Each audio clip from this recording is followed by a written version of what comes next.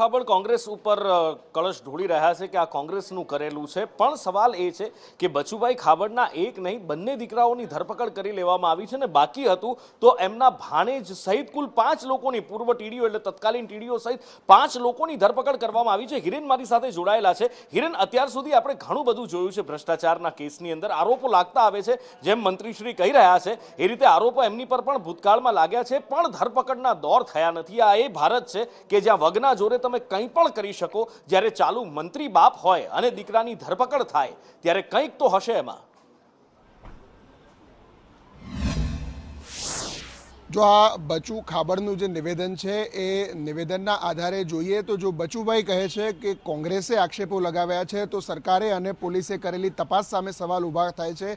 જો માત્ર કોંગ્રેસના આક્ષેપો છે તો પોલીસે તપાસ આધારે ફરિયાદ કેવી રીતે નોંધી અને ફરિયાદ નોંધ્યા પછી મંત્રીપુત્રોની ધરપકડ કેવી રીતે થઈ, અને જો પોલીસની તપાસ સાચી છે, આ કૌભાંડ થયેલું છે, મંત્રીપુત્રોની સંડોવણી છે, તો બચુ ખાબડ ખોટું બોલી રહ્યા છે કે આ માત્ર કોંગ્રેસનો આક્ષેપ છે। આ પ્રકારની સીધી વાત અહીંયા દેખાય છે, કારણ કે આ તપાસ કોંગ્રેસે નહીં પરંતુ ભાજપ શાસિત સરકારના એમના જ વિભાગના પંચાયત વિભાગના અધિકારીઓએ કરેલી છે અને એ વિભાગમાં ગેરરીતિ તપાસની અંદર સામે આવેલી છે અને એના આધારે આ ફરિયાદ નોંધાઈ છે। એટલે માત્ર ને માત્ર પોતાની સત્તા બચાવવા માટે, પોતાનું પદ બચાવવા માટે કોંગ્રેસ ઉપર આ કળશ ઢોળાતો હોય બચુ ખાબડ દ્વારા, એ પ્રકારની સ્થિતિ દેખાય છે।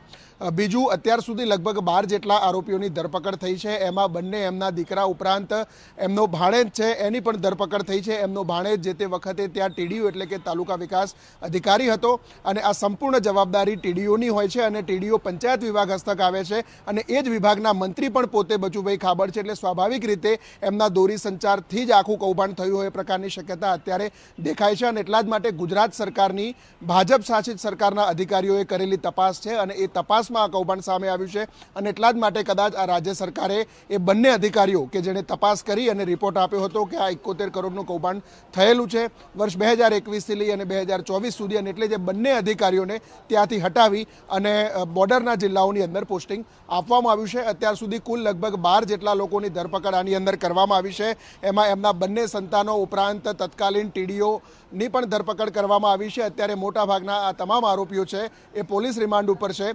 પોલીસ પણ ક્યાંક એમને બચાવી રહી છે, કારણ કે સામાન્ય કેસોની અંદર પોલીસ રિકન્સ્ટ્રક્શન અને સ્થળ તપાસની વાતો કરતી હોય છે, પરંતુ અહીંયા મંત્રીપુત્રો હોવાના કારણે કોઈ પણ પ્રકારનું રિકન્સ્ટ્રક્શન કે સ્થળ તપાસ કરવામાં નથી આવી।